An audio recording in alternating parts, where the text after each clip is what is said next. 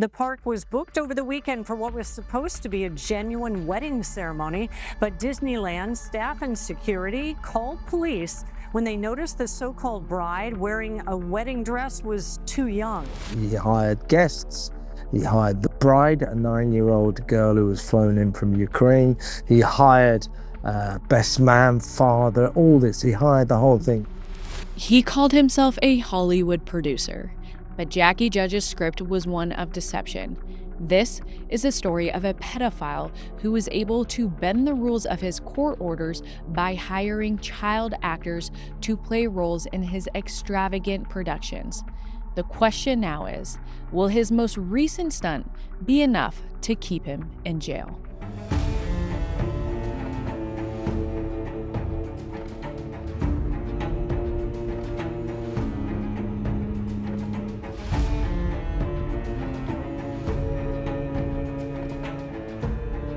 Hi, I'm Katie Ring, a true crime analyst, self-defense instructor, and advocate for victims.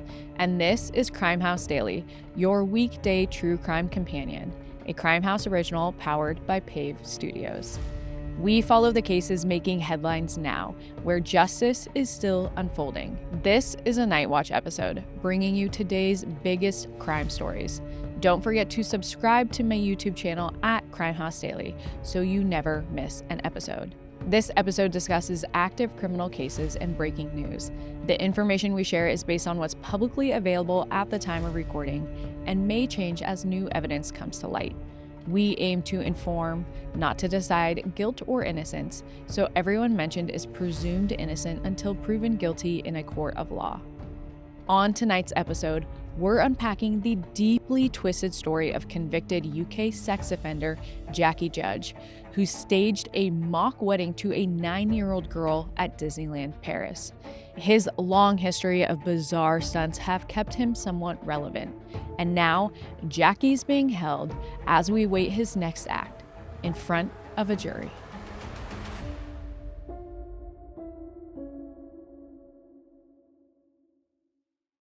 Tonight, we're covering the recent arrest of a 39-year-old British convicted sex offender and pedophile, Jaskarn Jacky Jhaj. Over the past few years, Jacky has become infamous for over-the-top elaborate YouTube videos and publicity stunts, many of them featuring minors. It's alleged that he organizes these events as a way to come into close proximity with children without violating the restrictions placed on him as a sex offender. This summer, Jacky's latest stunt was to rent out the entirety of Disneyland Paris so he could stage a mock wedding with a 9-year-old girl. When the French authorities investigated how he had planned all of it, they arrested him and charged him with fraud, identity theft, money laundering, and breach of trust. As of this recording, the latest update on the case is that Jacky is still in pre-trial custody in France and is also wanted in the UK for breaching a sexual harm prevention order and a breach of a sex offender's registration requirement. Sadly, I wish I was surprised that a sex offender and pedophile was let off on a light sentence and set free to reoffend. But luckily, this case is far from over, and we will keep you updated on any new developments. But for now, let's get into it. Over the years, Jacky Jhaj has victimized hundreds of young girls, 2 of which he allegedly sexually assaulted. Their identities are protected, but thanks to their bravery and their willingness to come forward, he's been exposed as the monster he is. There's not a lot of information on Jacky Jhaj's early years, but we know he's from a town called Feltham in West London, England. Jacky's first criminal charge happened in the summer of 2015 when he was 29. He borrowed his brother's Range Rover and started approaching teenage schoolgirls in the area. Jacky tells him he's a 21-year-old movie producer who'd already worked in Hollywood blockbusters. Unfortunately, this story works on them, and Jacky starts to groom 2 of the 15-year-old girls. He buys them alcohol, invites them to parties, and eventually takes advantage of their trust and sexually assaults both of them. But he doesn't get away with it because the girls come forward to the police and Jacky is arrested and found guilty of 4 counts of sexual activity with minors. And on November 29th, 2016, he's sentenced to 4 years in prison. After Jacky's conviction, an officer with the Hounslow police calls him a, quote, dangerous sexual predator.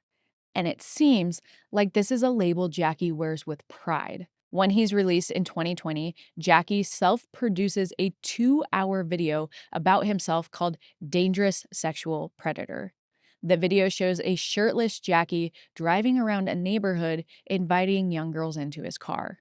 He also starts using casting agencies to hire underage actors for his movies, which is legal for him to do as long as the children are supervised by adult chaperones. In August of 2021, he films a scene at a historic landmark called Watson's Manor, an extravagant house in the British countryside. He's pretending to film a war movie, and he's even rented a tank and a fake machine gun. But even though Jacky's methods for hiring his underage cast may be legal, his behavior on set quickly becomes predatory. His actions towards a 16-year-old girl are so concerning, the crew stops working and calls the police. It's not long before Jacky's reputation starts to spread, and a lot of that is by his own design. He uploads his videos onto his YouTube channel, which eventually amasses 12 million subscribers. It's unclear how many of his followers are legitimate. If I was a betting woman, I would say that a man who pays kids $56 an hour to show up and pretend to be adoring fans has probably bought some fake followers. But either way, it's enough to get Jacky noticed. A lot of his videos are music videos that show him flirting with girls or parading around with various guns, which may or may not be real. Some say that he's making outrage bait. Personally, I think that someone with his criminal record probably thinks everything he's doing is actually cool. But regardless of his intention, people were in fact outraged. With all of this attention on Jacky, he starts using aliases to hire casting companies. And on October 17th, 2023, he organized his biggest scheme so far. That day, he sets up a shoot for a fake movie premiere outside the Odeon Theatre in West London. To fill the crowd, Jacky hires about 200 people, most of them girls, and half of them are children between the ages of 6 and 14. The girls are told to pose as die-hard fans, yelling for attention, trying to grab Jacky, and even pretending to faint. At some point near the end of the shoot, someone recognizes Jacky and word gets out about who he is. When one of the girls he hired realizes she was paid to fawn over a convicted pedophile, she contacts a reporter at the BBC about her experience. The story also reaches the London Metropolitan Police, so they look into the film shoot, but it didn't violate any major restrictions of Jacky's Sexual Harm Prevention Order, or SHPO. However, they are able to charge him with a few seemingly unrelated violations, including failure to comply with the registration of a new passport and failure to provide notification of travel 7 days prior to departure. Jacky is also charged with failing to supply a mobile phone for inspection. But these incidents don't seem to be related to the Odeon Theatre shoot, and it's not clear if he faces any major punishments. So Jacky plans an even bigger stunt. And this one is especially chilling because it connects him to another man's death.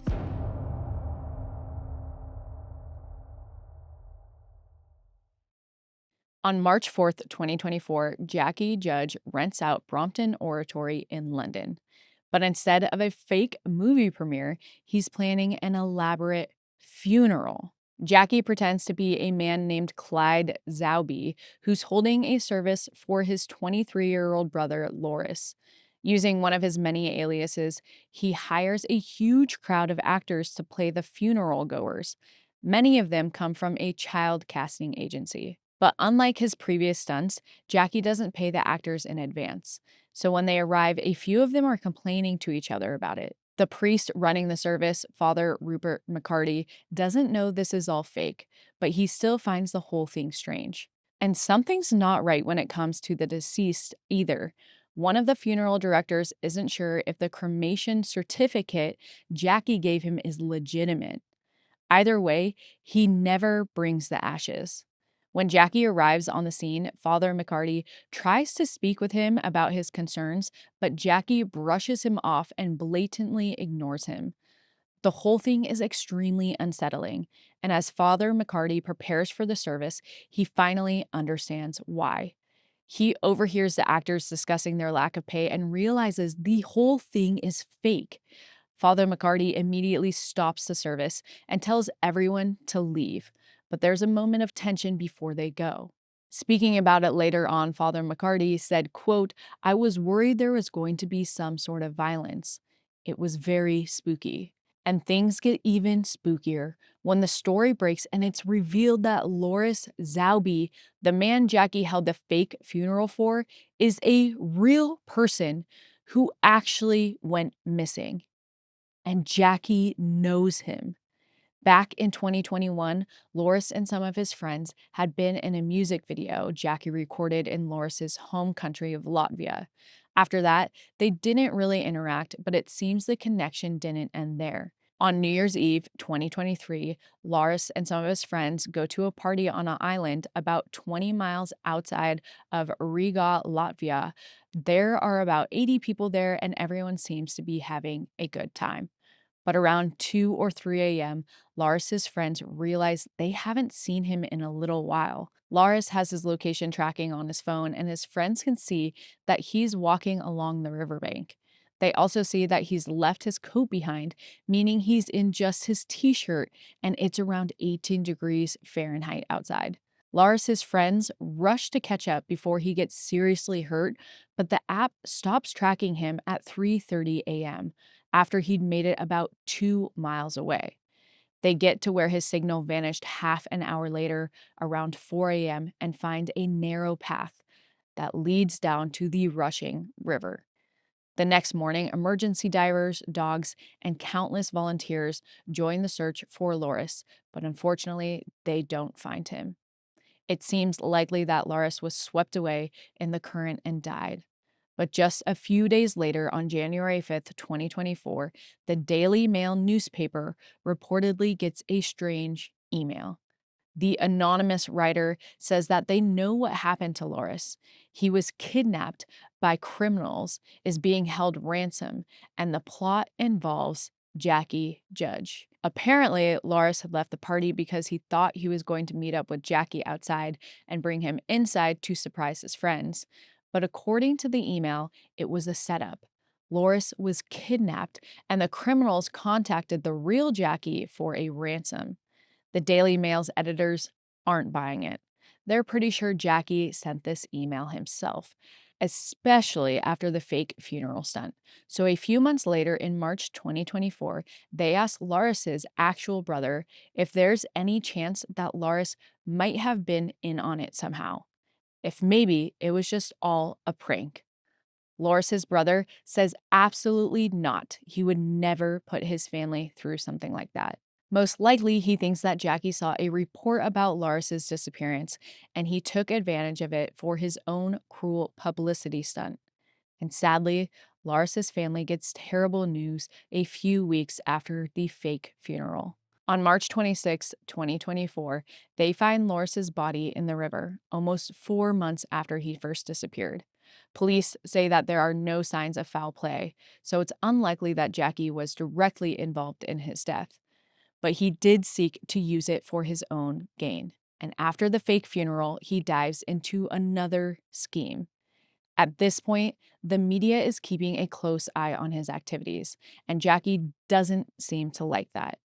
For his next shoot on August 24th, 2024, he wears a prosthetic mask to disguise himself. But when he takes it off between takes, members of the crew recognize him. They confront him with an article about his crimes, and in response, Jacky runs away. But he's determined to go through with his latest attention grab. He manages to cobble together another crew and reschedule the shoot for a week later, on August 31st. This time, instead of focusing his attention on kids, he wants to send a message to the journalists at the BBC. Once again, he wears heavy prosthetics to disguise himself. The video starts with Jacky sitting at a desk outside. He's surrounded by crumpled newspapers, and he's completely naked. Behind him, there's a giant red trailer with the BBC World News logo on it, flanked by police cars. With the cameras rolling, Jacky lights a cigarette, then flicks it onto one of the police cars, setting off a chain reaction that ends with the BBC trailer exploding. Jacky had sent his message, but he hadn't taken many safety precautions, and within moments, the fire spiraled out of control. On August 31st, 2024, Jacky Jhaj's latest film shoot ends with a massive explosion in East London. As the fire burns, local residents panic. A lot of them had no idea this stunt was even happening, and over 100 people called the police. Reportedly, many think that there had been a terrorist attack. It takes 4 fire engines and 25 firefighters to put out the flames. But as scary as this was, Jacky hadn't actually broken any laws. He did inform the police that this was happening, and even though it seems like what he did was reckless, he doesn't face any criminal charges over it. They're keeping a close eye on his activities, though, which may be why Jacky decides to pull his next stunt in another country, and he ups the ante yet again. On June 21st, 2025, he rents out the entirety of Disneyland Paris in France. People are allowed to do this outside of regular operating hours, although it's extremely expensive, around 130,000 euros. Before Jacky, money has never been an issue, and for this one, he's sparing no expense. He's staging what seems to be a wedding ceremony. There's a violin trio, a cake, and everything you'd expect from a wedding, all set in front of Sleeping Beauty's castle. As usual, he hires actors to fill the seats, paying them thousands of euros to make sure they attend. It seems like he's mostly chosen adults for these roles, but the most important role is reserved for a minor, because the bride is being played by a 9-year-old girl. The organizers at Disney didn't know this, though. They think this is just a normal wedding. Jacky used a fake Latvian ID to set up the whole thing. But when they see the little girl's mother carrying the so-called bride down the aisle, they realize something is terribly wrong. Reports say that Disney security staff called the police, although it's also possible that the actor hired to play the bride's father is the one who contacted them. Regardless, officers quickly arrive and shut everything down. And when Jacky gets there, they bring him into custody. There's understandably a lot of fear that this girl is being sex trafficked. It turns out she's from Ukraine and she had been flown in for the event. The girl's mom, who came with her, is arrested as well. She tells police that she knows Jacky well and had even gone on vacation with him. Apparently, she'd agreed to the setup because she wanted her daughter to feel like a Disney princess. And while this was obviously a questionable decision, it doesn't seem to have been illegal. The wedding itself wasn't real, and the girl wasn't physically harmed. So her mom is allowed to go free.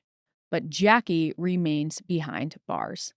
The French authorities charge him with money laundering, fraud, abuse of trust, and identity theft.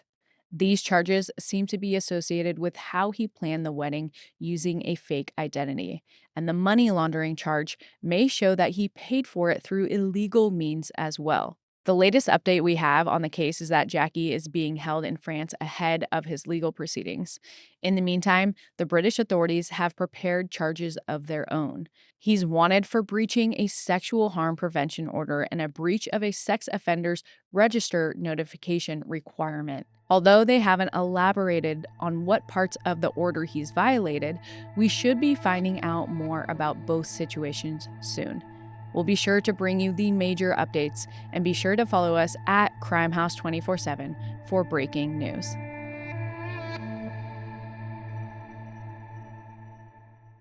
What did you think of today's case? Drop your theories in the comments. And And follow us at Crime House 24/7 on TikTok and Instagram, and subscribe on YouTube at Crime House Daily.